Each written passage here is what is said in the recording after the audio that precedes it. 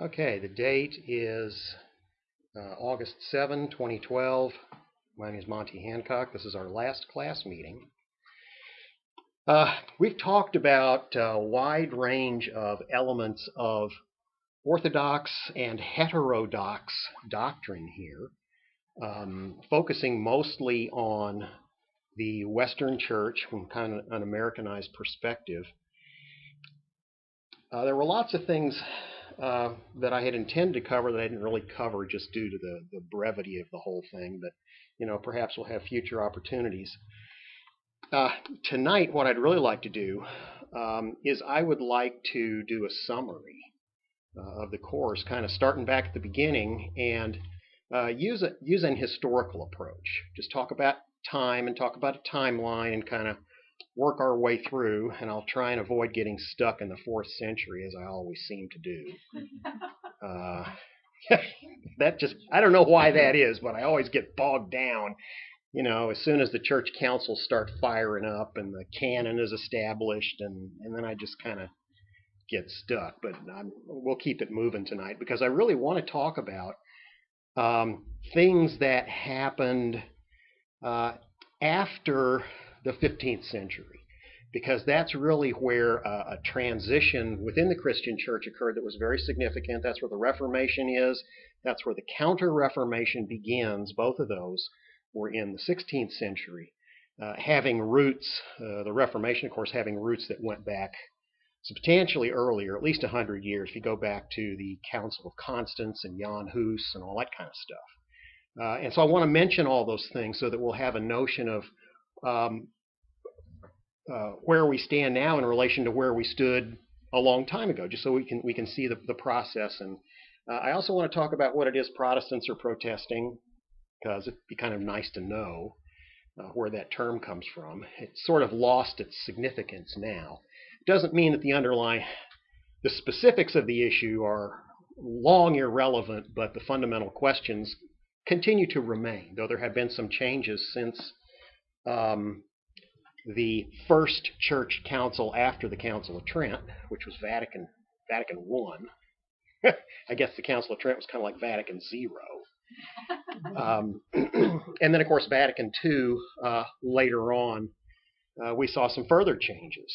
And in some sense, what has happened in the Roman Catholic Church is that their doctrinal positions have been stated in a way to be a little bit more accommodating to trying to establish connections with Protestant Christians in sort of an ecumenical spirit, and try and be a little bit more, say, less openly hostile in terms of the language used. For example, today, Protestants are referred to, as a result of Vatican II, as separated brethren,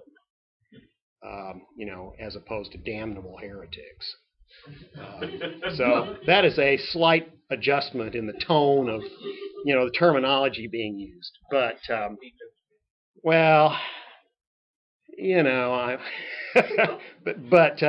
I'd like to get there, and in particular, I'd like to talk about the impact of the rise of the modern scientific point of view and the mindset there.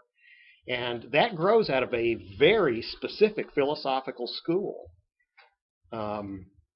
Actually, two schools. The rationalist school, which really has its roots all the way back in the 16th century with Descartes and others there.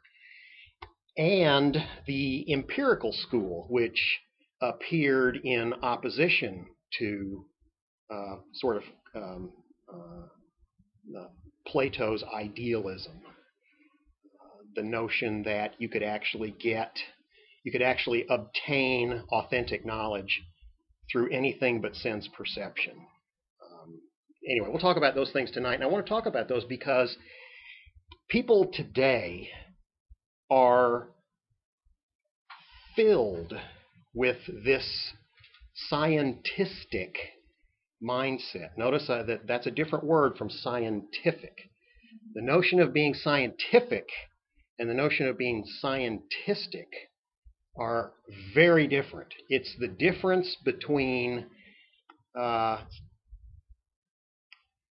I'm not sure this will communicate to a lot of folks, but it's the difference between being a lover of Israel as a believer and just being a Zionist. So anyway, I guess that doesn't communicate at all. So let's go all the way back. Let's go all the way back here. And as we go along through this, I'm going to be asking some pointed questions. These are not rhetorical questions, because what I'm hoping you will do is you'll be able to draw answers out of the conversations we've had in the past that you can present to these, so that at least we'll know this hasn't been entirely in vain. Okay, so let's begin all the way back. Not going to say too much about the Old Testament canon. We've talked about the Old Testament during one of our meetings where we talked about the doctrine of the Scriptures. You know that we have Greek manuscripts of the Old Testament, which you can go down to your Christian bookstore today and buy, that are complete, that were produced in the 270s BC. That's referred to as the LXX, the Septuagint. Why do you think they call it the LXX? 70. That's the Roman numeral for 70. The story goes that that translation was commanded by one of the sort of local emperors, and he commissioned that this translation from the available Hebrew documents into Greek, because this is before the New Testament existed. This is 270 BC. And in order to satisfy the needs of his kingdom and understanding the Jewish scriptures, he wanted a copy of the Jewish scriptures that everybody would be able to read, not just the Hebrews. And so he commissioned that the Hebrew New Testament be translated into Greek, and the work was done, it's said, by 70 scholars. And so the document came to be called the work of the 70, the Septuaginta, which just is Greek for 70, and then later the LXX, just the Roman numerals for 70. It was the book that was translated by the 70 scholars, and that's the Septuagint, which is the Old Testament in the Greek of 300 BC or thereabouts, which is a little bit different from the Greek of the New Testament, but not all that much different. Certainly the vocabulary is largely the same, though there are no Christianized terms which are present there. A lot of Hebraisms and a lot of other terms drawn from the local languages, but we have copies of that document. I have one at home. When I prepare sermons and I'm using verses from the Old Testament, I regularly go back and read them in the Septuagint so that I can get a feel for the oldest, easily accessible source authority for the Old Testament. And since I can read Greek, that's a very handy reference, and I can get a feel for not just what we see in our modern translations of the Hebrew Scriptures, but I can get behind the grammar and I can understand those things. Recognize that the Old Testaments that we have now are not based on the Septuagint. They're based on early Hebrew documents, which are universally regarded as being superior to the Septuagint as a version of the Scriptures. One of the problems you have with the Septuagint is the translation tends to be a bit uneven, in that these 70 scholars were not all of the same caliber, and some of the books are excellent examples of translation from Hebrew into Greek, and others are not so excellent. The apocryphal books, which we'll say more about later when we discuss the Council of Trent in 1545 and later, were also included in that translation. So we have copies of those that go all the way back to 270 BC. And so that's an excellent source. You can go back and look and check that out.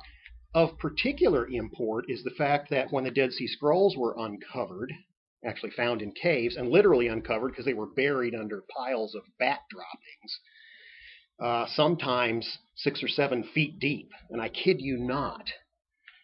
This is 2,000 years worth of bats doing their business, in caves in the Wadi Qumran. But, you dig for gold where you find it. But these provide us with documents that predate the writing of the New Testament documents and even predate the events which are recorded in the New Testament. So they give us a way to go back and have, of a certainty, copies of Old Testament documents. And you can say, look, here Jesus quotes Psalm 22. Eloi, Eloi, lama sabachthani. My God, why hast thou forsaken me? People think that that was a cry of despair. No, he was quoting verse 1 of Psalm 22. Go back and read it. He was explaining to everybody standing around exactly what they were looking at. Psalm 22 is a description of crucifixion of an innocent person. That's what it is. It talks about hands and feet being pierced, being thirsty. No bones were broken. They stand around and say, why doesn't his God deliver him? I mean, does that sound familiar? That's from the Old Testament. And, of course, it's right there in the Septuagint. 270 years before Christ was born. That wasn't Trojan horsed in later. And, in fact, there isn't any way that anyone could have engineered that. No bones broken. I thirst. There's no way you could do that. That was an amazing coincidence. One of just many. If you read the Old Testament and then read the New Testament. So anyway, we can begin by saying that we have in our hands copies of the Old Testament documents in both Hebrew and Greek that are available for cross-referencing, scholarship, and correlation with the contents of the New Testament from both a doctrinal perspective and an historical perspective. Most folks have no notion of that at all. They think it would have been easy for somebody to come along and just, get something into 1 Kings or something like that so that a prophecy appears to have been fulfilled. Not the case. In any event, so we come up now to, let's say we're completing the 1st century BC. Julius Caesar is killed in the Roman Senate in 44 BC. You can watch the Shakespearean play, Julius Caesar, and get the Et Brute and all that, and the whole story there. Then, of course, around 4 BC, Jesus himself is born. A little calendrical error there, which was discovered a few centuries hence, but it was too late to go back and change everything. So he was born about 4 BC. And best evidence seems to be indicating right now that he was crucified on April 4th, 33 AD. The reason people are coming to that conclusion, there's multiple reasons. The one that I find most interesting as a person with an astronomical interest, of course, is that you find the Apostle Peter in Acts 2 standing up and quoting an Old Testament passage that talks about the moon being turned to blood when he's describing what the people had observed.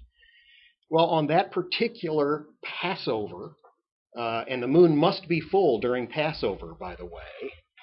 That's part of the definition of Passover. The moon rose over Palestine partially eclipsed.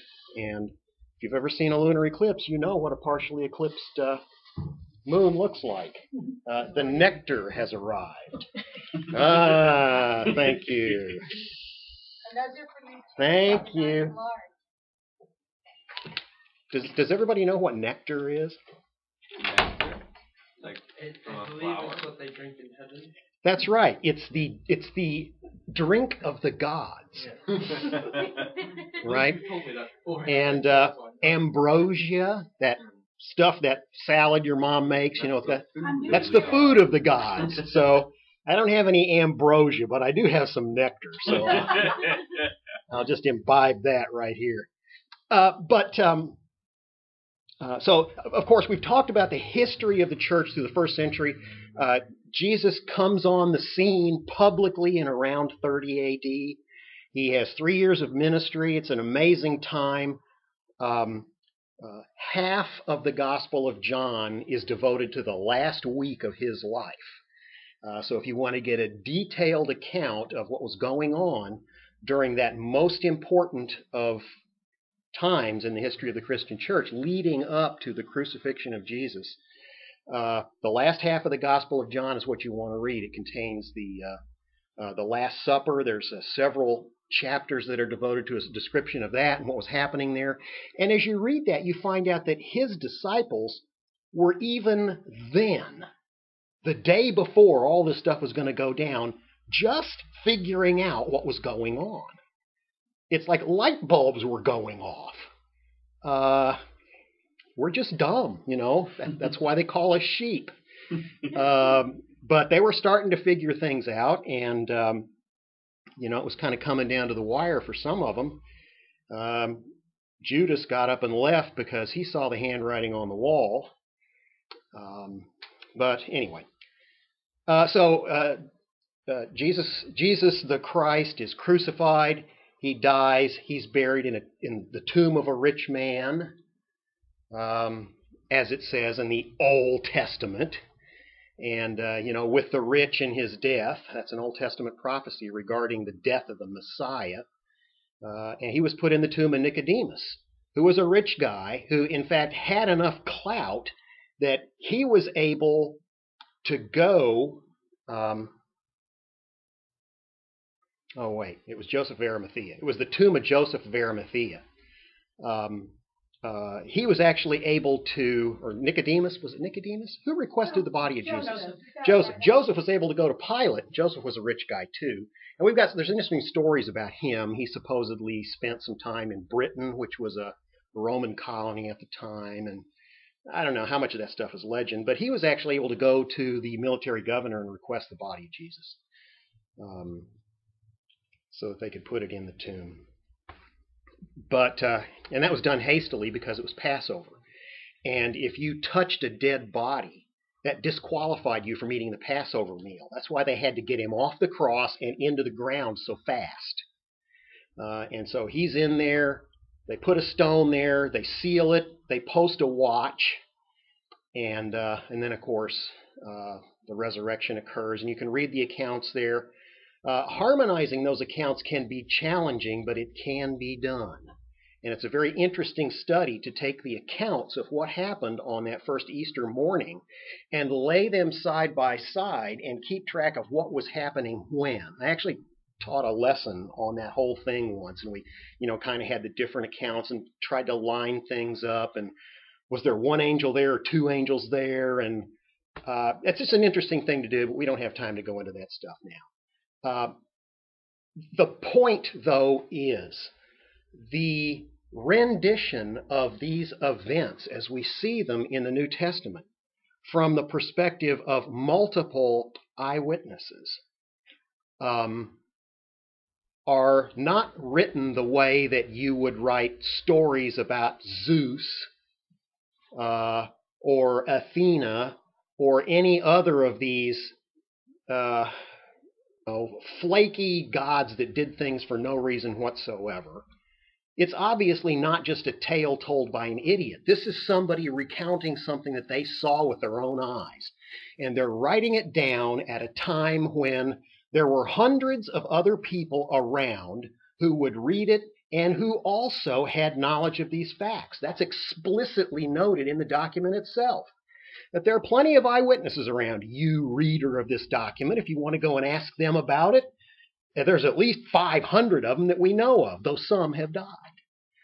So if you're going to write something like that down, you're going to be careful about what you say.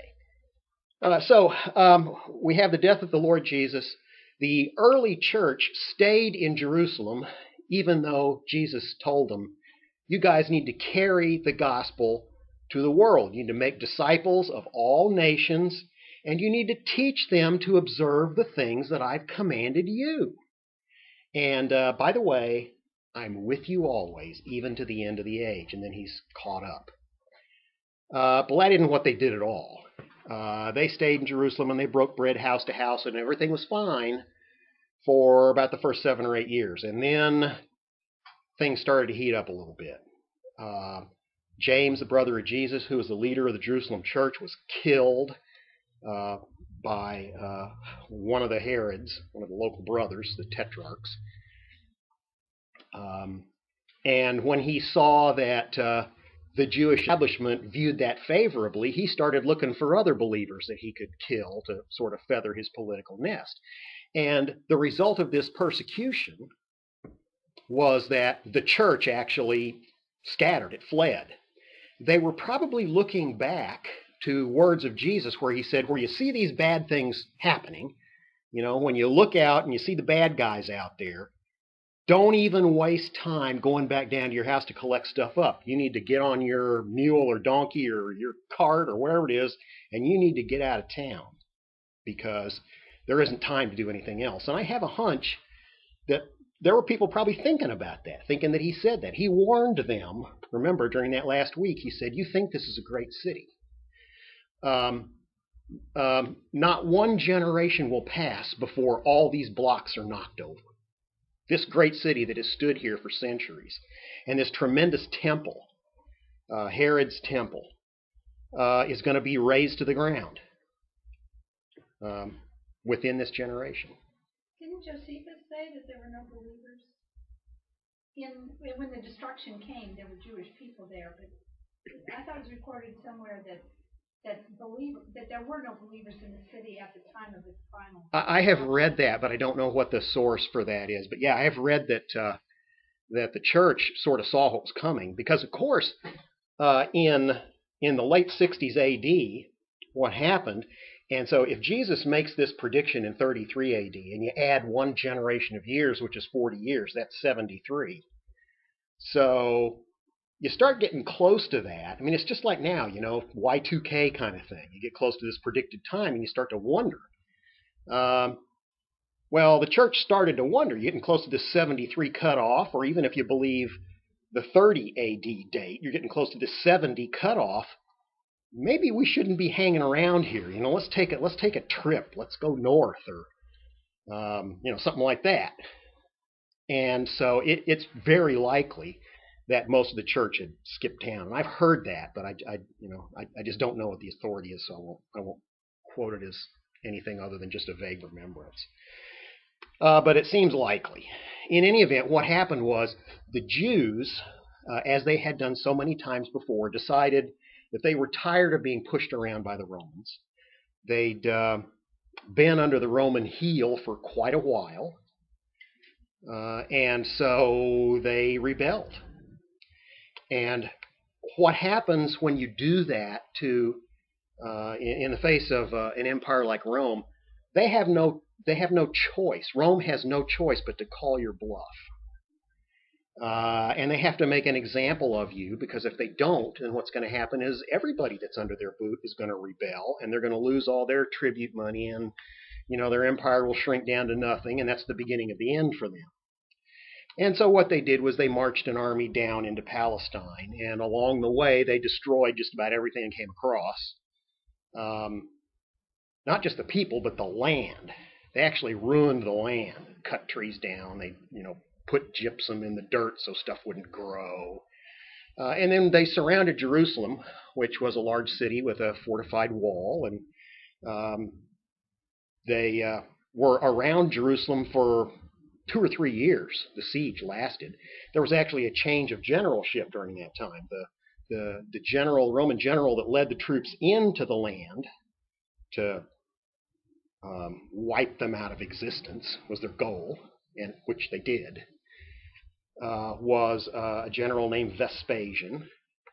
He was there as part of the siege for a while, and then he was called back to Rome to assume the emperorship, or at least to assume a high position.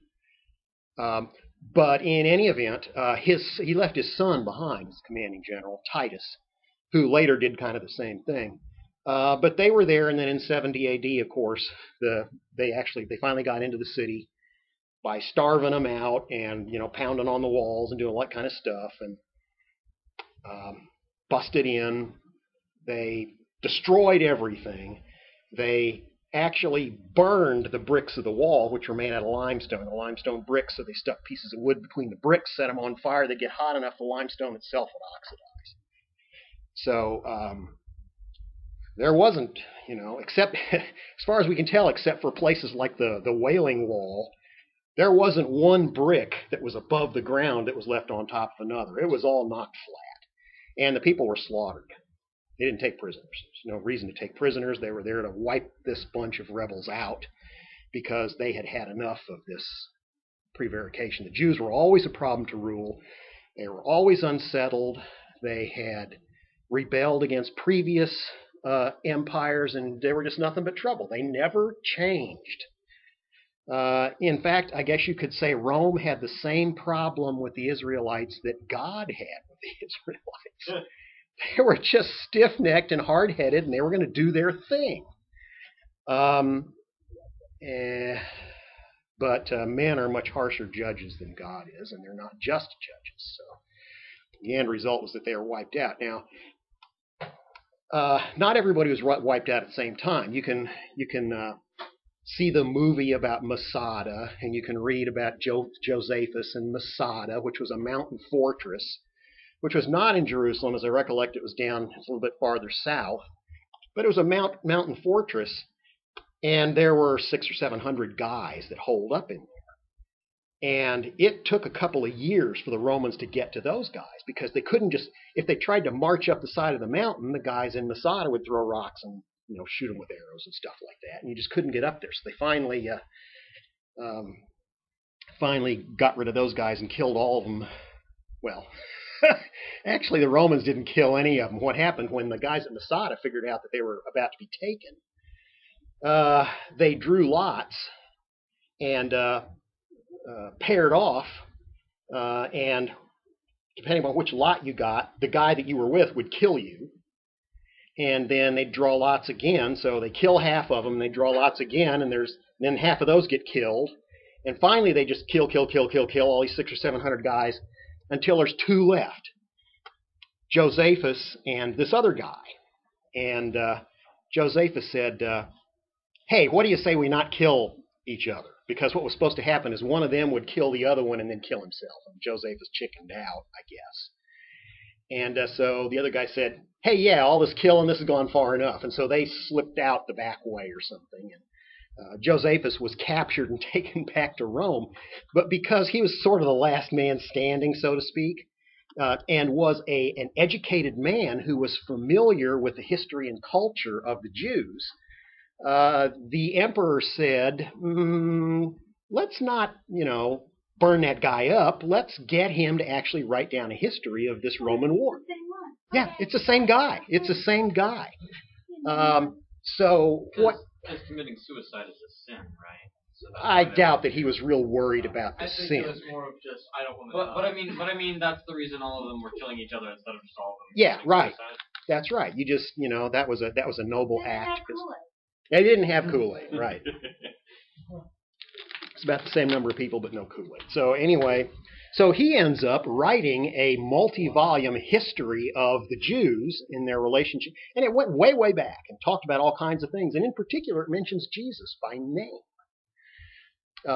in one paragraph of his multi-volume document.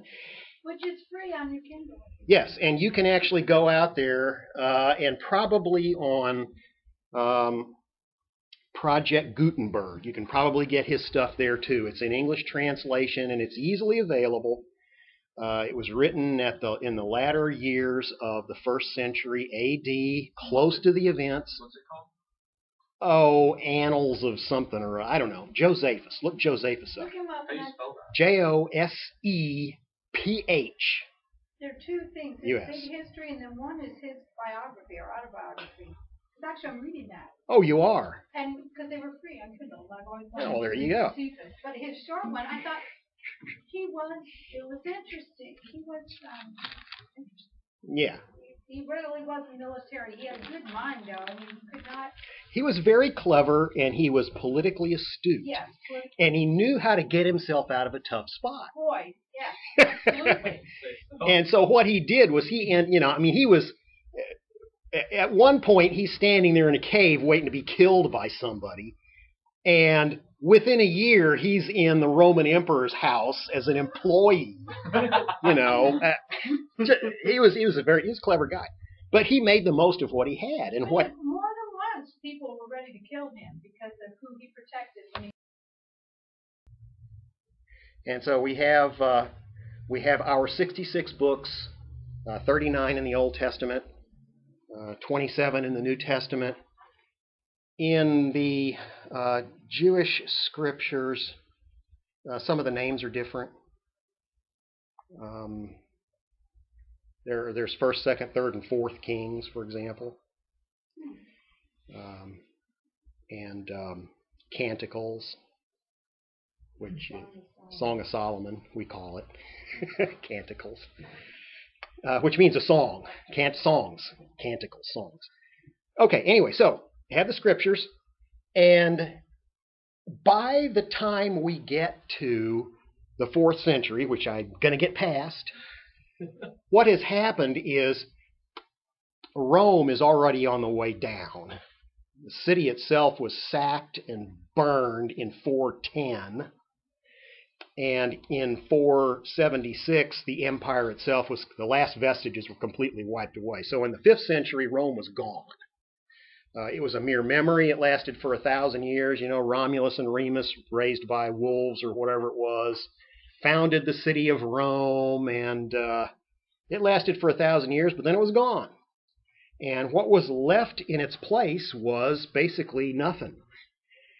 You had a whole bunch of Vandals and Goths and Huns and other sorts of odd mixtures of folks that had been driven to the west by famine and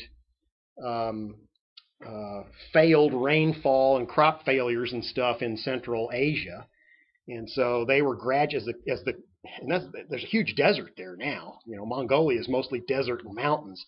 As that stuff gradually died off, those people were pushed to the west. So they were being driven by the elements. And that sounds like something either God was doing or the devil was doing, but ultimately God saw what was happening here, and his hand was in this. These crazy people, the barbarians, were driven to the west, and they began to chisel away at the Roman Empire from the top, and the Seljuk Turks and the Muslims swept through North Africa and came up through Spain. And by the time we get to 700 AD, what you have is Rome has fallen. The Muslims are over here in France getting ready to punch through from the west, and they're going to take the Christian empire, what's left of it. It wasn't even an empire at that point. It wasn't the Holy Roman Empire yet. They're going to take that from the west. They were stopped in 754 by Charles Martel. Yeah, the French. They were stopped by the French. Charles Martel, who was the grandfather of Charlemagne, Charles the Great. And the barbarians were essentially just assimilated into the culture. I mean, they didn't attack Rome because they were just out looking for something to attack. Now, Attila was doing that. Attila came in with all of his hordes, and what he would do is he'd surround a city with 300,000 guys, and he'd say, "Tell you what, we're going to burn all of you alive, or you can give us this much gold." You got 30 seconds to decide. And these guys did not mess around.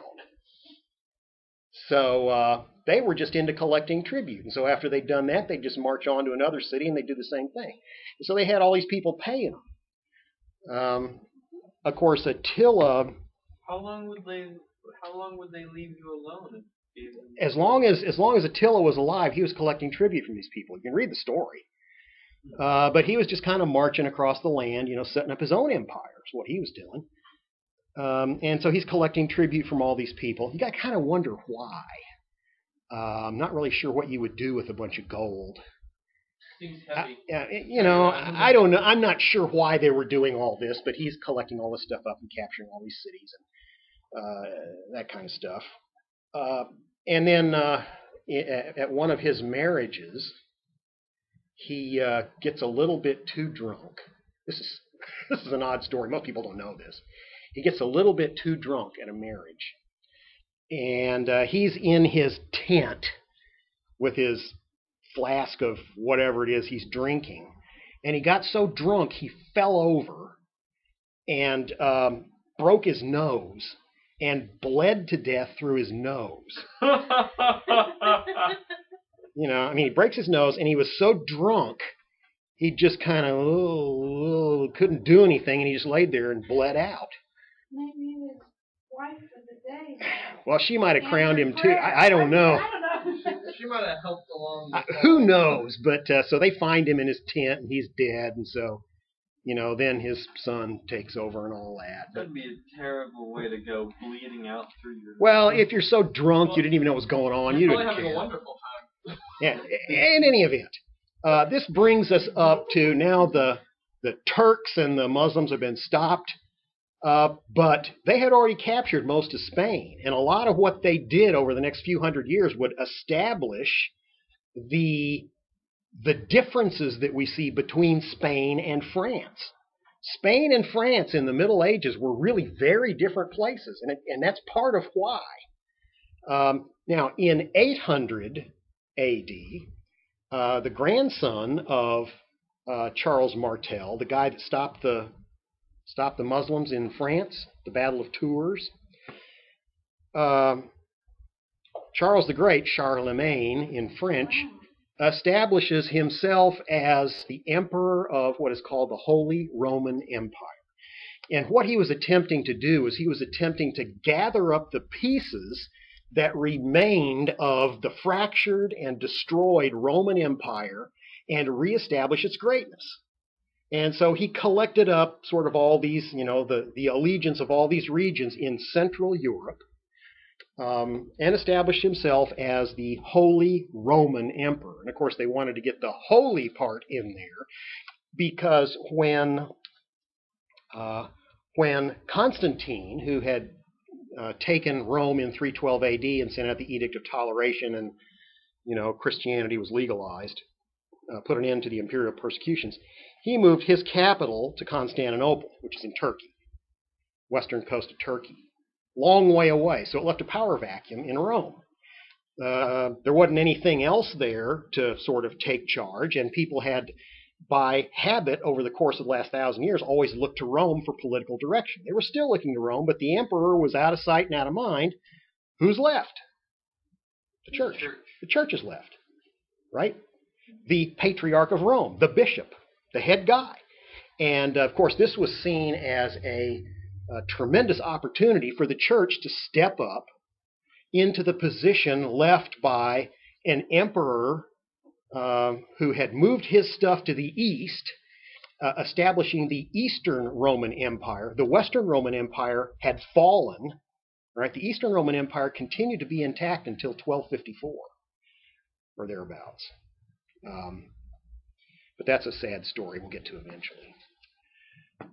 But the Western Roman Empire is in pieces, and of course, St. Augustine writes a book called The City of God, in which he says it's obvious that this is the time for the church to step into this power vacuum and provide order by establishing the material manifestation, the earthly manifestation of the city of God. And by the city of God, he was really referring to the church, the people of God's kingdom, and the visible manifestation of that would be this sort of political superstructure, and that was a good thing in some ways and a bad thing in other ways. It was a good thing in the sense that things really were falling apart, and you really did need to have someone who was there who could bring some kind of order, so you just didn't end up with, a whole continent of barbarians out there in, rogue gangs slaying each other. I mean, it could have descended into that, but the church provided some order for that, and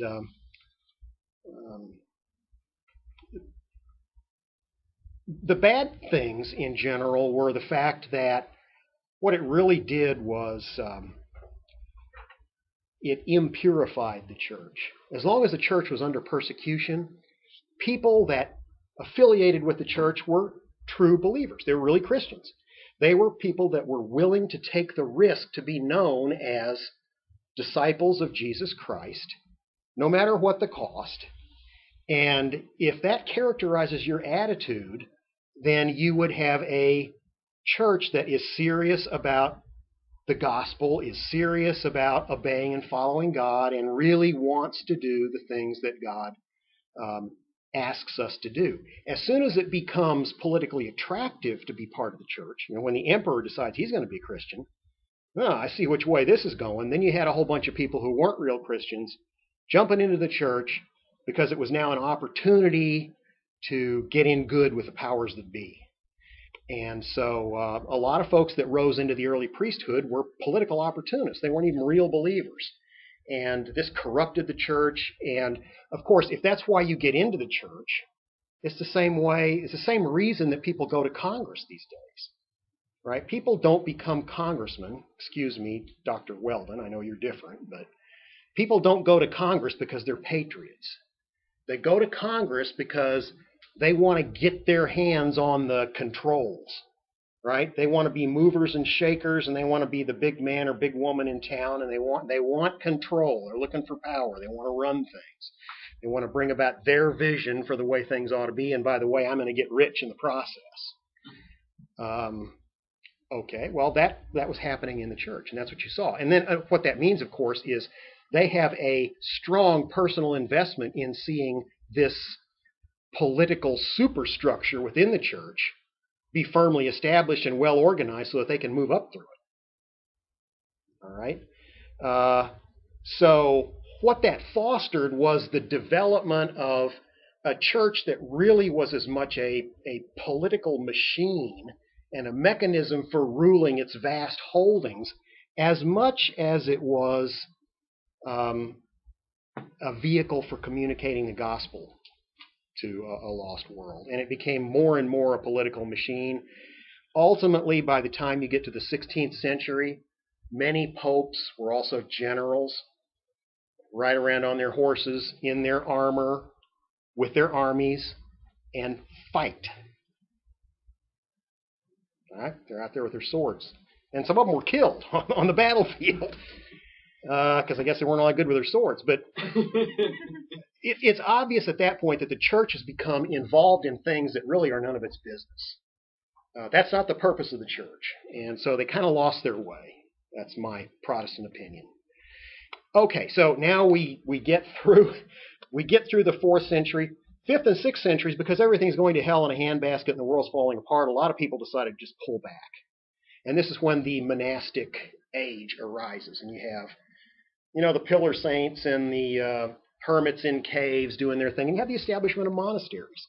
St. Bernard, the guy the dog's named after, was actually a 6th century monk who was an early establisher of an order of monks, and he established monasteries, and those were recognized by the church, and they provided services to the church, but they also provided a place of refuge to people who were in the midst of everything falling apart in the world. And so if you were a churchman, you could become a monk if you wanted to get away from, being a mud farmer and dying at the age of 18, from tuberculosis or something like that. If that wasn't what you had in mind for your life, then you could become a monk and you go to the monastery and you could live to be 45. Right? Yay! We live to be 45. It's so good. But, and maybe some even older. But you know what I'm saying. So it became a place where people would go, just as Augustine said, the world is falling apart, and so we'll provide this safe house. And we're doing the same thing these days. Back in the 60s, people built bomb shelters. These days, you got Glenn Beck telling you to buy food, buy gold, and buy all this other stuff from his Mormonic perspective, right? And he's looking at the same thing. It's an apocalyptic mindset. Everything's fallen apart, so we need to pull ourselves back from this corrupt world system and just let it go to hell. Sorry. Personally, I don't think that is what God is leaving you on this earth for. If the world is going to hell and you are still here, all right, being out in a cave somewhere serves no one's purpose. So that just ain't the way it works. So get engaged. Be engaged in making a difference. Recognizing that the means at our disposal are imperfect, right? I have a vote that I'm going to spend in November, probably voting for someone that I think is a terrible choice. And in fact, whichever way I cast that vote, it's a terrible choice. It is the choice between two evils in my mind. And so what I'm going to do is I'm going to choose the lesser of the two evils. I don't have any choice. That's all I can do. To stand back and do nothing is to be one of those guys in the cave. Why are you still here? So, we got 315 million people in this country, and these two are the best we can find? I mean, that's what I'm thinking when I'm looking at this. I personally believe that is part of the way God judges nations, is he gives them poor leadership. And the natural result is what you get. Okay, well, anyway. So we move through the monastic age. We have the Holy Roman Empire established, which it was later said sort of humorously that it was neither holy nor Roman nor an empire. All three of which are true. It really wasn't. But Charlemagne did bring some order, and he brought in 800 AD, he brought a notion of what Europe would eventually become. It would eventually become a collection of nation states, and his Holy Roman Empire was essentially that. He took all these little feudal guys that had their little, things going here in their little 6 square mile kingdom, and he organized those guys into a hierarchy of fiefdoms that could be managed from a central location, as opposed to a whole bunch of little guys that spent all their time trying to kill each other so they get another 2 square miles of, mud. He organized them in such a way that you actually had something that was like a collection of nation states, which could be managed, and by the way, which could be defended against future incursions by Asians. Okay, so we move through 900, we move through 1000. I'm not going to say too much about the Crusades. There were actually 8 Crusades. The Crusades were inspired by the loss of Jerusalem, the holy city, to the Muslims. Jerusalem was taken, and and then also lots of folks in Europe, at least once in their life, would like to make, if they could, if they were rich, they'd like to make a pilgrimage to Jerusalem, to walk the places where Jesus walked and do all that kind of stuff. And there was also commerce that was carried on between western cities and eastern cities, and you'd go through Constantinople and, you'd go down into Palestine and farther east and do stuff. But there were lots of problems with robbers and, bad guys along the way. And it was and Christians were often persecuted when they go into these other areas. And so this caused a lot of outrage in the European church. And so they said, we got to deal with this.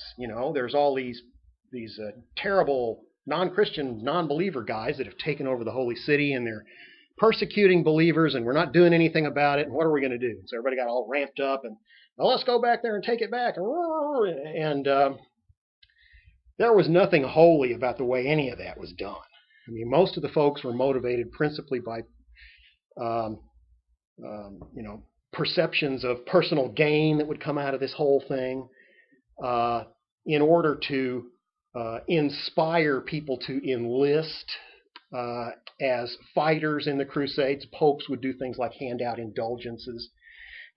If you, Mr. Knight, will go fight in this crusade, I'll guarantee your immediate entrance into heaven when you die. You won't have to go through purgatory or any of that other stuff. All right? Get out of jail free. Here it is, right here. All you got to do is go out there, ride your horse out there and slay a few of those paganistas, and then you'll be holy forever. No matter what you believe and no matter what you ever do, because you will have an indulgence signed by the big man, the vicar of Christ. and do whatever you want. Be anything you want. Say anything, believe nothing.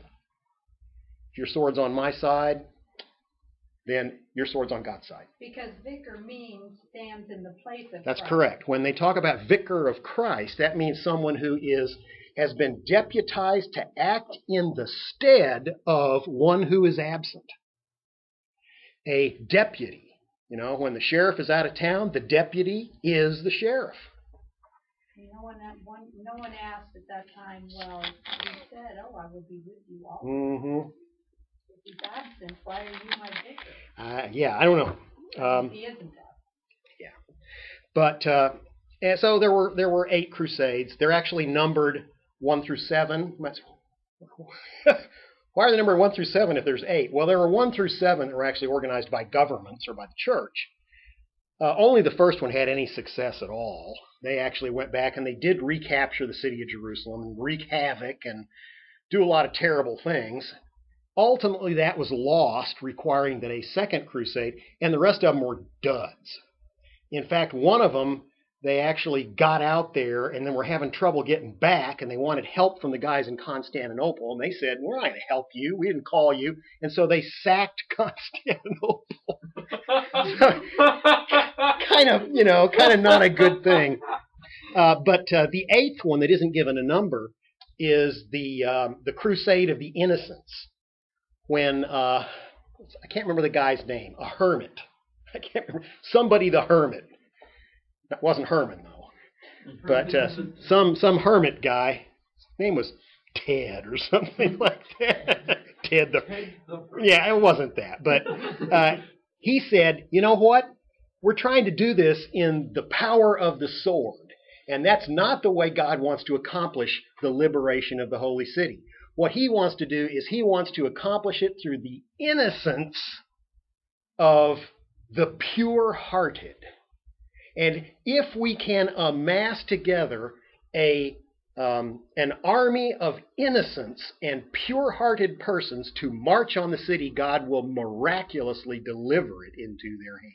The Children's Crusade. The Children's Crusade. So what happened was these kids from all over Europe come down to Italy and they collect and they put them on boats and they were never heard from again. Most of them, some of the boats actually sank and they drowned. Most of them went off and were sold into slavery. Peter the Hermit, that's it. I knew it was some kind of not Ted, Peter the Hermit. But, yeah, it was a disaster. Thousands of these children just, people do crazy things.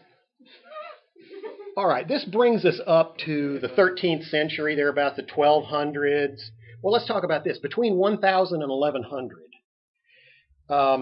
this is the century during which the church continued to accumulate, the Roman church continued to accumulate influence, power, and wealth. By the time you reach the year 1200 AD, and Leo III and the popes around him, the church is at the pinnacle of power it would ever have. After that point, it was continual decline until now the church has secular authority only in Vatican City, which is this little thing you can look at through a soda straw on Google Earth. But at the time, in 1200 AD, the Pope was in a position where he could actually designate who was going to be emperor or king here or there, and he was able to make it stick. And a lot of that was done through the use of what they called the interdict, or the ban. And the way that worked was, if the Pope didn't like what a king in a particular fiefdom was doing, he would put that region under the ban. And what that meant was that nobody else could do business with anybody in there. And the citizens of that region did not have to give loyalty to the civil authority in that region. And people were terrified of that. Because when you did that, what you did was you instantly economically destroyed this place. I mean, all their business would shut down and stop. People would just blow off the authorities because the church had a bigger hammer than anybody else. And so if the church says I don't have to obey you, if you try and make that stick, somebody with a big hammer is going to come and, deal with you. And That's pretty powerful. it is pretty powerful and was very effective. I mean, if people really believe that the Pope has that authority, that he has the ability to raise up and lay down, which he does if he's the vicar of Christ, then it's hard to argue with that. And we didn't talk very much about how the Pope at Rome accumulated such influence. I don't want to go back and talk about the false decretals of Isidore or the donation of Constantine. These were forged documents that purported to be documents written by Constantine or other worthies of earlier ages, granting to the church the right of inheritance of everything they had. They were forgeries, but anyway, so that's kind of how that worked. But when we reach 1300 A.D., the church has been in a period of decline for that entire century. There were, as I recollect, 4 church councils during the 13th century, the 1200s, called the Lateran Councils. The First Lateran Council, the Second Lateran Council, the Third, and the Fourth Lateran Councils. It was at these councils that most of the things that Protestants find offensive about Roman Catholic theology were instituted. The kinds of things that Protestants tend to regard as idolatrous or demanding salvation by works or placing the church between people and God who wants to be reconciled to them. And these councils... Council of Trent in there? Council of Trent's later. What the Council of Trent did was it reaffirmed all of those. Right. So it solidified. Yeah. But those doctrines are already in place. Being baptized for the dead and indulgences where the church could sell grace to you so that you could go out and do a certain amount of sinning without penalty. And, if you could figure out in advance how much sinning you wanted to do, you could buy just the right amount of indulgences. I mean, why spend more than you need to? Well, I'm only going to commit this amount of sin this weekend, so I only need to give you 1 guilder. So that's when most of those kinds of things were institutionalized. In particular, one that was especially problematic was which would be later affirmed at the Council of Trent, was the importance given to church tradition in the establishment of doctrine. Protestants do not regard church tradition as having any normative power over questions of doctrine. It's a matter of history, but there's no notion of doctrinal import there. For Protestants, which didn't exist in the 13th century yet, doctrine would be established by reference to the Scriptures only. Okay, so we move into 1300. Now, by 1300, the church had been in a state of decline. In 1305, between 1305 and 1368, 1369, thereabouts, there's about a 68 or 69 year period in there. What happened was there was a pope who was set up in Rome who died shortly after, one of the Bonifaces. I don't remember which one, Boniface IV or something like that. And he died shortly after he was, elevated to pope. And his replacement happened to be a Frenchman who lived in Avignon, which is a city in France, which is where the emperor was, the emperor of France was. And so this French guy is made pope, but he kind of liked France. Do you know that one of the most expensive wines in the world is something Chateau from the Chateau de Pape? Oh, really? The papal. There is a little papal winery in Avignon. And there is a little bit of mountain or ridge area where these certain wines get to just the certain, and it's only like a 3 square mile or less. I mean, it's really tiny area where only that one, and that was his wine. Are we getting close to the Protestants yet?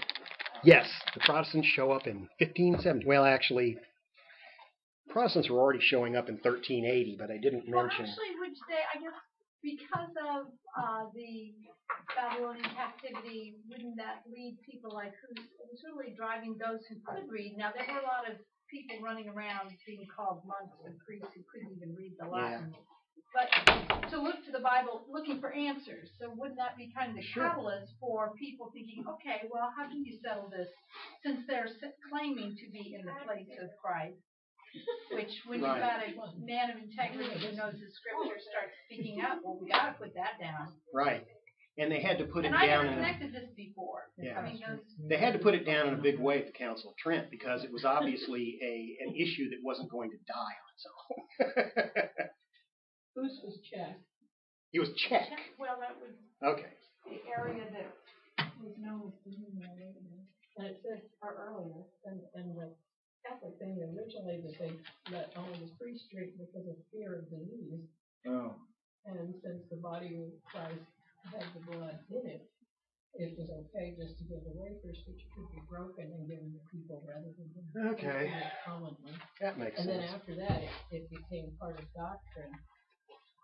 I wouldn't want to drink wine that a bunch of mud farmers slaughtered in. Well, or that, the plague and stuff like that. Yeah, well, that's and true. And then afterwards, though, it became just almost a tradition that only the priest did, and then after that, it became policy. Yeah. Of course, you don't catch the plague that way. Right. Well, yeah, but they didn't know that. You catch it in the United States. I was reading the other day that there's like 20 or 30 cases a year in the United States. It's up from it used to be only 6 to 10. Yeah. Maybe that's just because there's more slums. We're out there messing around with those. Always has to be an optimistic view. Yeah. This helps me focus more than taking notes. You remember what he was saying when you were drawing that one line? Yes, I do. Having hands moving. What's that? Having hands moving sometimes. Well, it just takes up enough of my brain that it can focus. Just enough. The other part just needs to go. Yeah, I have the yeah. thing. I take notes and I also draw. Yeah, so you got the same thing going. Yeah, I like that one. Ooh, that's good too. Yeah, I'm into spirals. I was sitting there at the first page and I went, I didn't figure out how to do spiraling in this.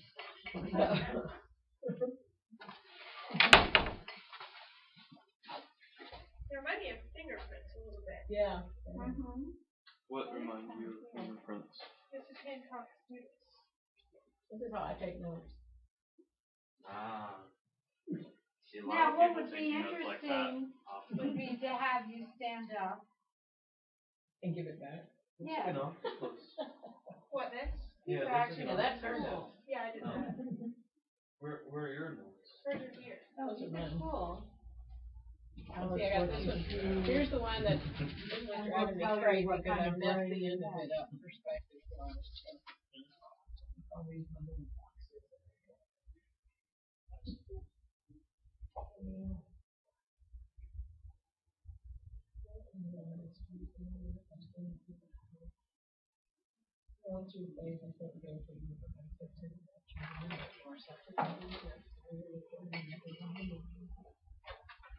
I never really look at my notes. I see them all here for stuff. Yeah. So they're always there if I need to go back and forth. And she said we gotta realize that different people learn different ways. Yeah. Find something works, use it. It does look like an octopus. I don't know where its eyes are though, and its head seems to kind of be melding into the rest of the body. It looks like just a massive octopus sweater. If that's an octopus, what is that? It's what? That.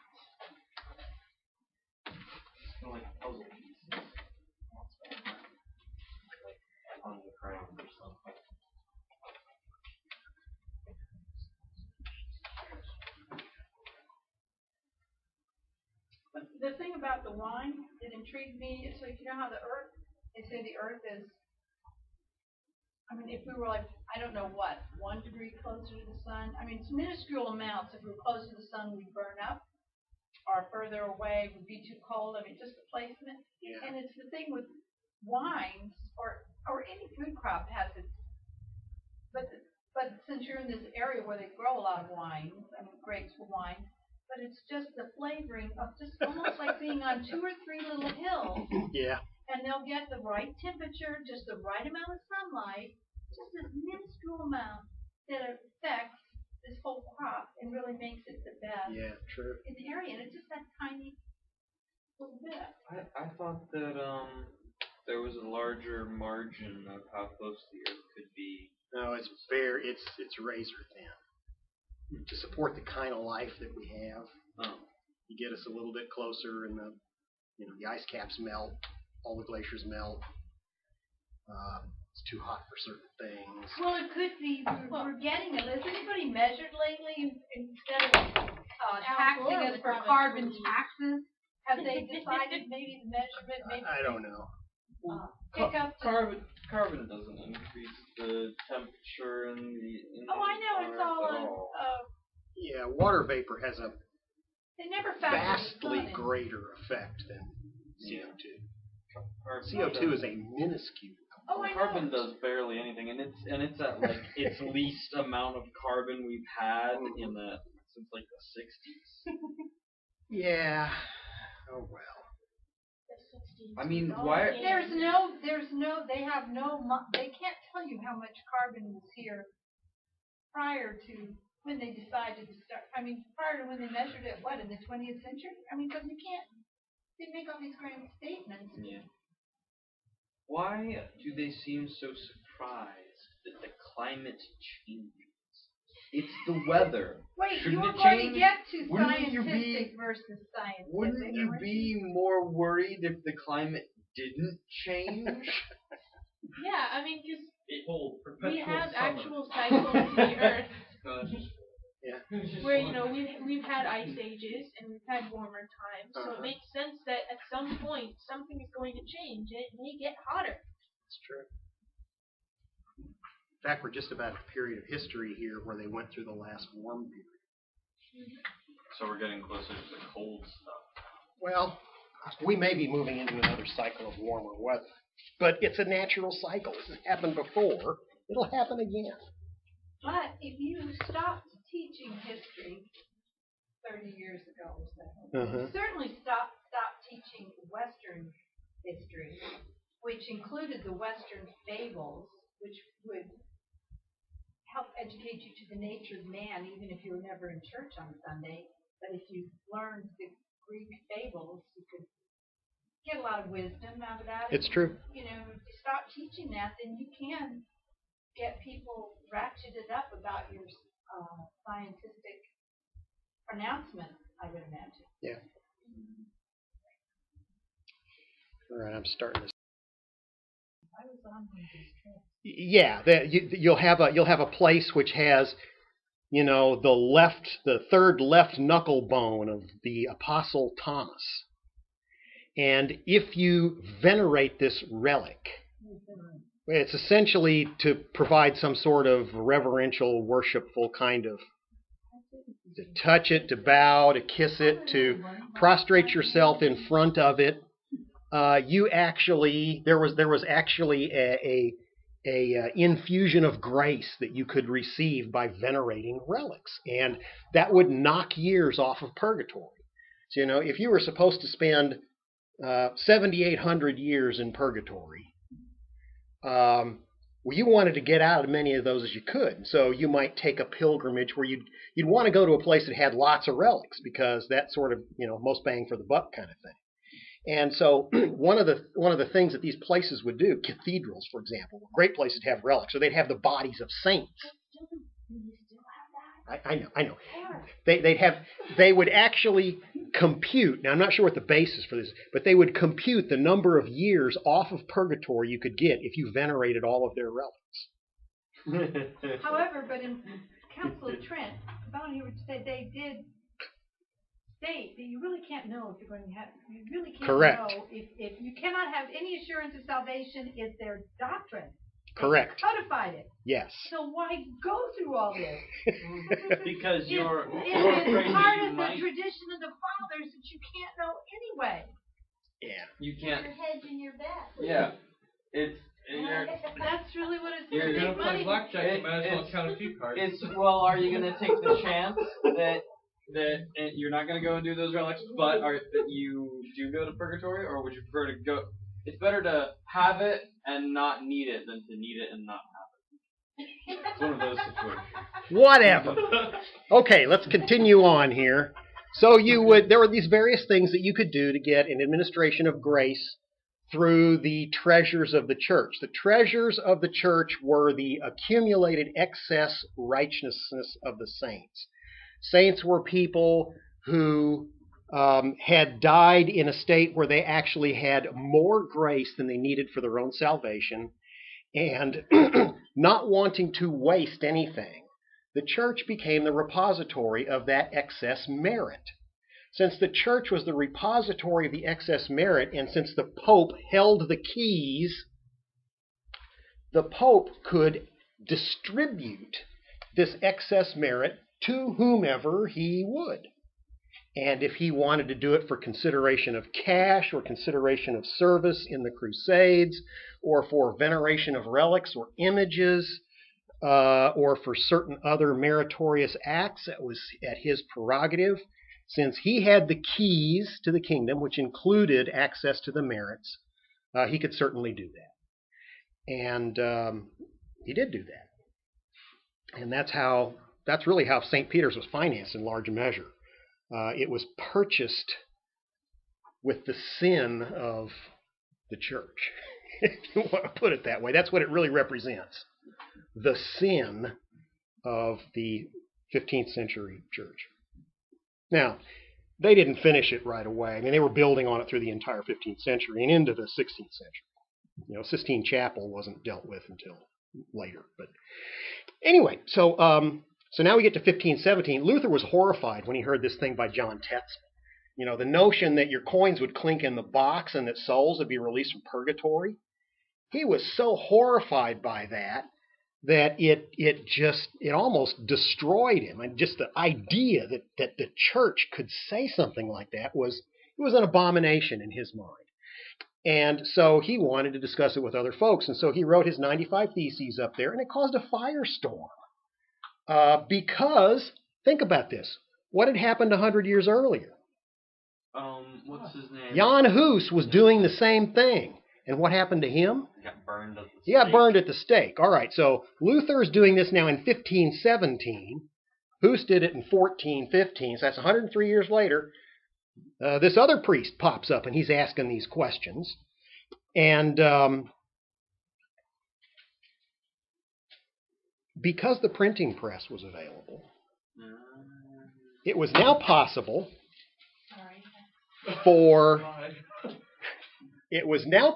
to take those 95 theses, questions or statements, and make copies of them and splatter them all over Germany, which is exactly what happened.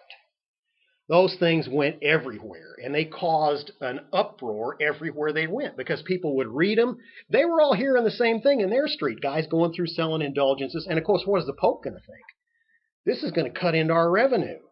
If this guy is saying that indulgences really have no actual spiritual significance at all, not only is that a challenge to my authority as Pope, and it gives the lie to me holding the keys to the kingdom and possessing the excess merits of the saints, but it challenges the entire authority of the church to be the arbiter of grace for God's people. That's the whole purpose of the church in the mind of the Roman Catholics of the time, from a spiritual sense, is to be the conduit through which God provides grace to his people. That's what the purpose of the Mass is. That's why you go and have, we call it communion, but what's happening there is that is an administration of grace to you. That is a sacrament, right? There's 7 sacraments. One of them is the Eucharist, the communion, because you're actually partaking of the body and blood. It is a re-sacrifice of the actual Christ. It's his actual blood and his actual body being sacrificed again for you. Now, that doesn't mean that the wine turns into blood, and it doesn't mean that the bread turns into flesh. You have to understand monastic philosophy to recognize that the underlying reality of something is not represented by its accidents, by its qualities. So the substance that was substance of wine is replaced by substance which is substance of the blood of Christ, but that doesn't cause the stuff to not have the properties of wine anymore. It says that the underlying reality is now the reality of Christ's blood. Because they said the words and they rang the bells. That's correct. At the right time. That's right. That priestly blessing done according to the rituals and tradition of the church caused the substance, which is the underlying real wine, to be replaced with the blood of Christ. And that's called transubstantiation. It's another underlying substance being pushed in. And it comes directly from scholastic. Remember we talked about the tastiness? You know, if I take the soda away, does tastiness have a separate reality? And you think that's kind of silly, but you can see where that's going now. Because what I have now is, here's the attributes that wine has. It has a certain smell, it has a certain texture, a certain taste, a certain temperature. That's not the real wine. The real wine is over here. And I can pull that out, and I can put something else in, and I've still got all the same attributes. But the substance is different. And in that sense, you actually are sacrificing the body and blood of the Lord Jesus. You just don't perceive the body and blood. You perceive the attributes of the original things, but by virtue of the priestly blessing, the actual substance has been altered. And at age 9, I believe that if that's what happened, just because man could do it, then man was God, not God, so I didn't believe it. Yeah. But anyway, although I was in their schools all the way through college. You can see if you had that view of reality, that these things were really separate, that makes perfect sense that could happen. And certainly if God is involved in this, God can do anything he wants. And if he wants to replace this substance with this substance and keep the attributes the same, I mean, this is the real. This is the really real, right? The substance is the thing that matters. What it looks and tastes like is not really relevant. And so that was the notion there. But now we move past the Reformation. Because the printing press was available, these questions started to gain wide audiences. And what was also going on at the same time? What was also going on at the same time? Printing press, universities, Renaissance, all this knowledge coming from the Muslims, which was the Greek and Roman knowledge which had been lost. It's now being published. So what's happening is there is this explosion. What's that? Astronomy, yeah. And we're going to see that in spades here in about 100 years. But there's this explosion of knowledge. And there are universities, and people are starting to think about the world in different ways. And scholastic philosophy is really not equipped to explain a world like that. Scholastic philosophy is designed to explain a world that is entirely orchestrated around the church and the theology of the church. That's what it does. It's designed to do that. And as soon as you start to broaden the scope of your worldview, you begin to encounter a whole bunch of stuff that scholastic philosophy doesn't help you with at all. It has no application. If I want to use scholastic philosophy to explain the orbits of the planets, you know how I'm going to explain them? That's where God put them. And they move like that because That's how God moves them. Now, that's not bad. It's just not a model of the world that is going to do you any practical good, because let me tell you the thing that marks a scientific theory as having practical application. It's one thing to be able to say what is going on and to explain what you're seeing. But even that has no practical value unless you can use that to make a prediction. That's where science gets its power.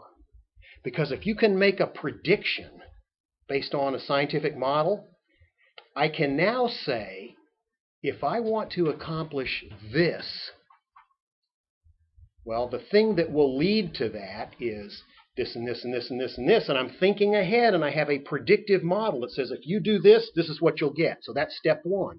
And if I do that, this is what I'll get, and that's step two. And I'll put together a sequence of steps where I can predict the result of each one, and it's going to culminate over here in the thing I want. And that's why Muslim nations never moved beyond 8th century. Yeah. Because they have a scholastic type thing. They have a scholastic worldview. Well, they do. They can't predict. I mean, they can't. Well, they do have a scholastic worldview because it's all about God and about the Holy Text and it's all about the next world, and none of it's about this world. They don't care. They don't care about. Well, if I blow myself up and get 72 virgins or whatever whatever the going rate for blowing yourself is up these days, maybe that's all I care about. Why should I go to college when I just blow myself up? But anyway. So what happened here is now with this explosion of ideas and the faltering and halting steps of scholasticism as it sort of ground to a halt. And of course, what's the church going to do? The church is going to dig in its heels.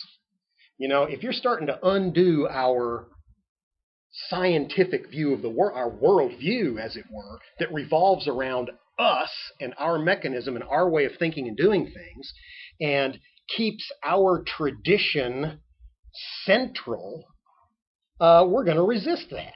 We don't want to go somewhere else. We like this, and we want to maintain our control. So this was a tremendous threat to them. And so it was sort of at that time that they began their losing battle against the Renaissance. And they continued to lose that battle against the rationalism of the 17th, 18th, 19th, and 20th centuries. And so that's why they are where they are now. They were throwing good philosophical capital after bad philosophical capital. And too late, they have tried to turn that around. They haven't really been successful. So anyway, we move from there through the middle of the 1500s. We finally get to 1547, Council of Trent. 1547, 1548. The Council of Trent actually had, as I recollect, 25 sessions. And they covered the course of about the next 18 or 19 years, meeting at various times, but always in the same place, in the city of Trent. And it was at the Council of Trent that, let's think of it this way. Luther does his thing in 1517. His ideas continue to gain momentum in certain portions of Europe and not in other portions of Europe. Not surprisingly, in the countries that were heavily dominated by Roman Catholic political structures and church structures such as Italy and Spain, the Reformation made virtually no progress. But in countries like France and modern-day Germany and some of the Scandinavian countries, the Netherlands, the Reformation did have some success. Switzerland, for example, the Reformation had a lot of success in Switzerland. But anyway,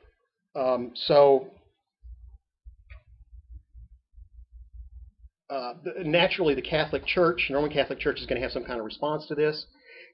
Their response to this, by the way, Luther died in 1546 or something like that, so he disappeared before the Council of Trent, and his position was kind of taken by his second command, a guy named Philip Melanchthon, who was not not as thoroughly committed, not as knowledgeable, not as powerful as Luther. Luther, by the way, there's a lot of Luther's life story is very interesting, but obviously we don't have time to go into that. He actually was kidnapped at one point. He was kidnapped by the Elector Frederick when he was on his way back from his confrontation with the Roman authorities. The church actually called a meeting and ordered him to appear. So we want you to come down here and explain to us why you're saying all these things that run counter to Orthodox doctrine, Mr. Priest, and we'll give you letters to say How encouraging. You heretic. Okay, yeah, well, exactly. And so his friends said, do you remember what happened to Jan Hus? Do you know what letters of safe passage are worth from the church? Well, do you know? And Luther said, I'm going anyway. So he went, and this was the Diet at Worms, W-O-R-M-S, Worms, Diet at Worms. And there were a bunch of people assembled there, and Meister Eck was the sort of the inquisitor who asked him the questions. And there's this famous speech, the Here I Stand speech. He said,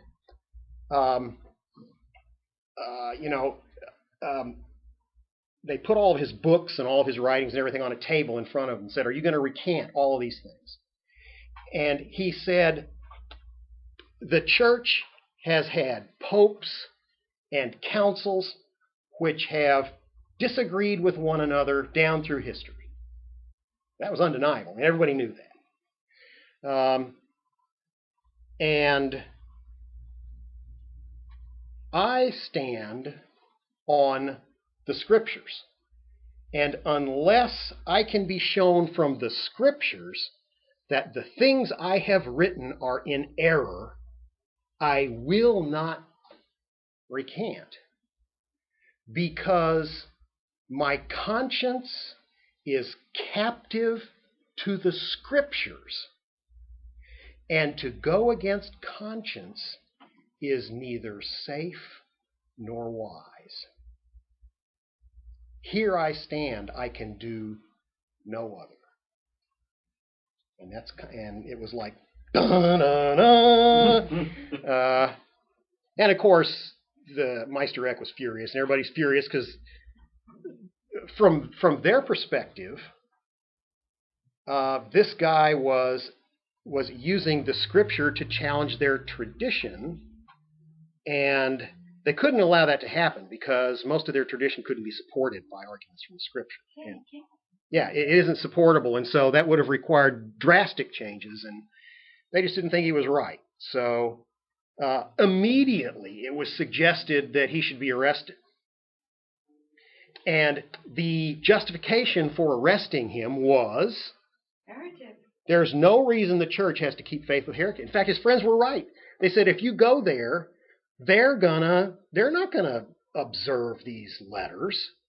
This is just a ruse to get you to show up. And so he didn't worry about that. He said what was on his mind, and amazingly enough, after some haggling, they agreed to let him return home. Now, Haggling like he bribed them? no, haggling like they argued among themselves about the wisdom of letting this guy out of their clutches. But they didn't want the bad press, and I suspect, and others at the time suspected, that there was an intention to kill him on the way back. Well, what happened was the elector, now in the Holy Roman Empire at that time, the different regions were governed by electors. And what they did was they chose who the emperor was going to be. All right? Now, the emperor, as I recollect, was present at the Diet at Worms and was sitting up there watching this whole thing. But he didn't really know what was going on. In any event, Luther was in the area that was controlled by the Elector Frederick. That was the name of his sort of patron. And the Elector Frederick didn't want anything to happen to Luther, and he was afraid that he'd be killed on the way back. So while Luther was coming on his way back, he was kidnapped by his own patron to protect him. So his own guy, Elector Frederick, bushwhacks him on the way back, throws him in a coach, and takes him off to this castle where he was held incognito and incommunicado for almost a year. And so he's in this castle, just hiding. Nobody knew where he was. Everybody's looking for him. The church is trying to find him. This guy that got out of our clutches, we knew we shouldn't have let him go. And they're looking. Nobody can find him because Frederick of Saxony has him hidden in this castle. And everybody was in this. Nobody in the castle knew who he was either. He's just this guy that wore this robe all the time. It was Luther. And he was in his room. And during the time that he was there, what he did, what would you do if you were Luther and you're just kind of in this place with nothing to do? What he did was he translated the Bible from Latin into German. That's what he did. And it's still the one they use And today. the German Bible that you will get if you go there now is his translation, the one that he did while he was captive in this castle. How many translations did he make? Did he make one? Just one. A mighty fortress is our God. Yes, So right. he lived in a fortress. I mean, just think about it. I mean, he was stuck away in a fortress, Yeah. captive. But a very interesting character, and then ultimately he decided that lots of the traditions of the Catholic Church weren't really very good, in particular celibacy for priests. The notion that people in the priesthood should not be allowed to marry. And of course, the justification for that goes back to what the Apostle Paul said. He said, it's okay to marry, but I think it's better if you remain as I am. Now, they don't read the whole passage because the whole passage says, in light of the current trouble, the fact that we're being chased around all the time and we don't know what's going to happen next, it's probably better to not, meaning delay your marriage until you figure out what's going to happen here because it's a big mess. All right. Well, somehow that got warped into priests shouldn't marry because it's better to remain single or something like that, overlooking the verse that it's better to marry than to burn. But so when That's why the popes had mistresses. They didn't get so many of them. Well, it's true. I mean, you laugh about that, but there are notorious examples of popes. In fact, Dante, in his Inferno, populates the lower levels of hell with many of the popes, whom he names by name. Most of them buried head down, just their feet are sticking out. It's really, but how do you know which ones were which if he could only see their feet? I'm not sure. Maybe they had inscriptions on their shoes. JD would ask that. I think the lower levels of hell are ice. The lowest level of hell is the ice. lowest level. That's where So Satan if they're buried is. head down, then he could see their faces through the ice. Yeah, maybe that's it. That's where they're on. I don't know. That's what Dante said when he was. All right, but Who knows? yeah. So anyway, where was I with all this? Yeah, you were. Luther. Oh, Luther. Here I stand, and so he does his translation, and he dies in about, I think it was 1546 thereabouts, and then the Council of Trent in 1547. Now, what the Catholic Church was not being idle all this time. What was happening is they were losing popular opinion in certain countries, big time. Entire countries were saying, there's another issue here too, and this was particularly true in Germany. Most people weren't really all that horrified by indulgences. You know what they were horrified by? Sending money to Italy. Right? Okay. All these churches who own all this land that is not on the tax roll. See, churches were untaxed, just like they are now. Yeah, they're all. So you got all these churches. In England, in fact, most of the land was owned by the church, which meant most of the land wasn't taxed. That's a huge burden on the government, all right, because they've lost all this tax base. And so in a country like Germany, you have the same thing going on. There's all this land we can't tax. And what's happening is the church is collecting all this money, either through indulgences or just through the offering of people. And they're sending that money back to Rome, to Italy, this other country down there with some guy that speaks some language none of us understand. Why are we doing that? And there was this, as the Renaissance proceeded, there was this rise of nationalism in Europe that would ultimately result in the creation of true nations as we see them today. All right, so as that spirit of nationalism rose, people began to ask questions about why is that guy down in Rome taking all this money? He's got all this property, it's off the tax rolls, and he's telling us what to do, and we have no say in it whatsoever. And people, people didn't like that. And so that just added fuel to the religious fires. And so you had all this stuff going on. So entire countries are starting to say, we're not sending you money anymore. So it was hitting the Pope in the pocketbook. Bottom line is what it always comes down to. When you have some kind of a big structure that's used to slopping at the trough, and the trough starts to dry up, you get all this pushback. And so what happened was the church sought to counter this broad cultural movement in something that we now call the Counter-Reformation, where they began to try and establish policies and procedures that would prevent them from further loss in these rising European nations. And in order to discuss how to deal with all this problem, they called the Council of Trent. That was the purpose of the Council of Trent. It was sort of, all right, we've been trying to figure out how to get this Reformation thing derailed. Why don't we see if we can all put our heads together? Maybe we can come up with some way to kind of keep this from getting any worse. And so what they did is they called a church council, so all the bishops and the archbishops and everybody are going to show up at Trent, but they also invited Protestant leaders. All right, political leaders. There weren't really church leaders as such. The Protestant, I don't want to say Protestant, because there weren't any Protestants at that time. They invited dissenters to participate in the council and to speak as part of the discussion, because they really kind of wanted to figure out, is there some way we can work this out? Maybe if we do something here, we can, keep you guys in the fold, or we can keep things from getting worse, or, what's the real problem here, and all that kind of stuff. And so they had the Council of Trent, and then it came time to actually address some of the issues. Most of the issues were matters of tradition that had been formalized in the Lateran councils,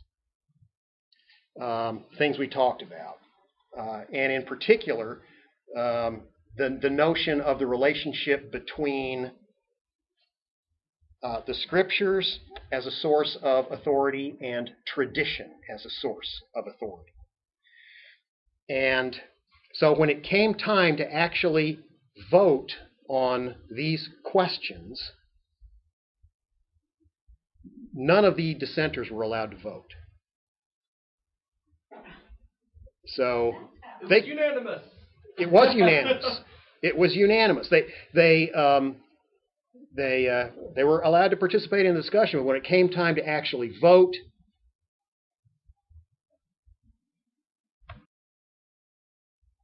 if you want to know how many teeth are in a horse's mouth, you should think about how many teeth should be in a horse's mouth. Now, why would you do that? It's because a horse that you see out in your stable, that's not the actual horse. That's just an imperfect copy of the ideal horse, right? There is, for the idealist, reality is mental. Reality is spiritual. It's not material stuff. That's why they call them idealists as opposed to materialists. For an idealist, the universe is a universe of ideas. And ideas are interoperable. If I want to know about how many teeth there are in a horse's mouth, I think about that. How many sides does a triangle have? 3. Did I get that by observing a bunch of triangles? No. I get that from the definition of a triangle. I infer that from other things that I know. And to the idealist, that's where true knowledge comes from. If I want to know how many teeth there are in a horse's mouth, I can go look at an imperfect copy, but why would you do that? Right? What did Savannah say in that letter last night? Well, I don't really know, but I have this imperfect copy, and we're going to decide her guilt or innocence based on this imperfect copy that I found somewhere or I created myself. Here it is. Is that what you want? Is that where indubitable knowledge comes from? No. And it was the same way. Idealism has that limitation in that you can never actually interact with the real thing itself. All you can do is think about the real thing, and there's no reason to do an experiment because all you're doing is fiddling around with bad copies of stuff. Okay? So a true idealist would never create a laboratory. There's no reason to. Like create a room to think quietly. Yeah, that's what you do. You maybe get some nice music and, plenty of soda. And then you would think, and you would write the result of your ruminations on paper that doesn't really have any physical reality, and that imperfectly copy it down, and then send it to someone else who will misread it. I mean, Perfect soda. yeah, that's kind of the deal there. Well, imperfect soda for the imperfect mouth, I guess it just but empiricists came along and they said Descartes' ideas are really limited because there are some things that you can't know just by pure thought. You've got to have some raw material to work with. It's one thing to reason about what 1 + 1 is and how many sides a triangle has, but it's another thing to ask how fast that thing is going when it hits the ground. He was the center of his universe. Yeah, that's right. But the universe, though. Yeah. Not just his universe. He was the universe. Now, the empiricists said all of that stuff, that ain't going to get you there. So what you have to do is all knowledge comes through experience. Now, this does not mean that the knowledge that comes through experience is beyond doubt. Oh, it's very doubtful. It is very dubious. But that's all you've got. So the first one, Francis Bacon, British guy. In fact, the empirical school was a British school, and the idealist school was a European school. And if you know anything about the history of Europe, you'll know right away that part of the animosity between these two worldviews was the fact that one of them was continental and one of them was not. Right? If you lived in Britain, you were naturally suspicious of anything that came from continental Europe. If you lived in continental Europe, you were naturally suspicious of anything those crazy Brits did. And so that was sort of this national basis for part of the reason these guys didn't like each other. And they had these two contradictory philosophical views. So Bacon comes along and he says, no, Descartes is not really right here because the mind, when it is born, see, he's assuming that there are innate ideas. That's what Descartes is assuming. He's assuming that you have innately an idea of one, of two, of three, of triangles, of all these different things, and somehow or other those are already in your head when you're born. Because if they're not already in your head when you're born, where did they come from? Where did they come from? Well, you learn things as you grow. How? Through your mind. Your physical Experience. experience. How do you get to Experience. Experience. That's where they come from. your experience with the bad copies? Yeah, with the bad copies. It's your experience. You have sense experiences, and that's how stuff gets in there. So what is your mind when it's first? Tabula rasa. Tabula rasa, the Latin term. He's the one that coined that term. That's Francis Bacon? Yeah, The first essay? yeah, Okay, yeah.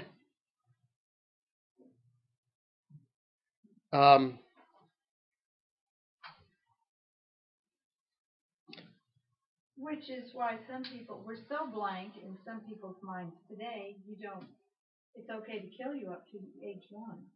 Yeah. Because you were so blank. We haven't molded you into anything, you're not worth it.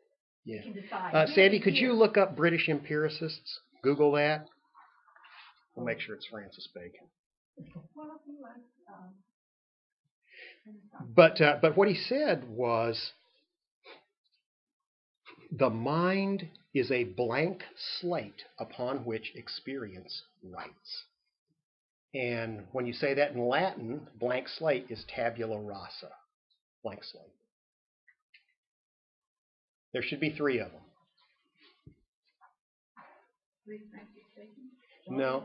Oh, it's Locke. I'm sorry. It's not Francis Bacon. It's John Locke. I'm sorry. I always get those guys mixed up. No, that's good. It's John Locke. It's oh boy, that's a bigger. It's John Locke, Bishop Berkeley is the second one, and David Hume is the third one. Francis Bacon was one of them. Well, see, that's why I always get them messed up because. He was one of the empiricist group. Yeah, but he isn't the one I'm thinking of. The phrase, though. Yeah, the phrase is a John Locke phrase. Yeah, so yeah, Bacon was in there, but he was not one of the premier guys. But yeah, John Locke is the guy I'm thinking of. So, what these guys said is they said knowledge is a result of experience. You have experiences, and the result of these experiences is your mind is actually etched with the pattern of your experiences, and you become the sum total of your experiences. Now think about this for a second. We have these 2 points of view that experience is unreliable, and so we rely entirely on the mind, and we develop our body of knowledge through thought, or, that's the rationalist point of view, or the mind initially has no content. It is a blank slate, and since it has no content, there's really no thinking going on. So what's happening is that over the course of time, we have experiences, and we just recognize patterns in those experiences. And learning the patterns in experience is what really constitutes rational thought. If you think about it, the rules of logic are nothing more than patterns that you match. And when these patterns are matched, you're able to link certain ideas together. And that's actually true. I was going to say, that's how you work out the... Yeah, that's exactly true. And in fact, you can think of reasoning as a computation, which is what I do when I build intelligent software. Reasoning is a computation, and you match patterns, and you link pieces of knowledge together. And what are pieces of knowledge? They're patterns. And you link patterns together in a way that is reasonable, and that is rational thought. And there you get to the state control. Yeah, exactly. So, but now think about what this is going to be. If all of my knowledge comes from my interaction with, whatever is out there. See, the empiricists are not going to say that anything you're experiencing is a representation of something real, because they don't think. Their notion is that all you have are the experiences, and those all happen up here. You don't know what's at the other end of your sensory apparatus. And it doesn't matter what's at the other end of your sensory apparatus, because all you have is what's up here. What? That's all you have, is what's up here. That's what the empirics are saying? Yeah. Totally? I mean, that's yes. Boy, I never got that out of it. Oh, you have experiences, and those write on your slate. Think of it as a lump of clay, and they do this to the little lump of clay. But the things that touch that lump of clay are not the things at the other end of your sensory apparatus. As empiricists, we don't know how faithful the sensory apparatus is in presenting to us these ideas. And we don't care. Well, that kind of thinking didn't put people on the moon. No, it didn't. Okay. All right, now, the point Sandy was making is one I wanted to make. Nature versus nurture. Do you see that conflict here? Yeah. Right? The nature side of the argument is the idealist side. You're born with all these innate ideas about right and wrong and good and bad and everything else, and that's part of the way you are constructed as a human organism. They didn't come to you by experience with the world. You already had these notions in your mind, and experience may strengthen, weaken, or change or replace some of them, but you were born with these things, and so what you are is an expression of your nature. On the other hand, if everybody is born the same way, blank, and then the experiences they have mold and form this slate, and they act out of the patterns in this slate, then what they are is a reflection of the experiences that they have had exclusively, and that's nurture. Nature nurture.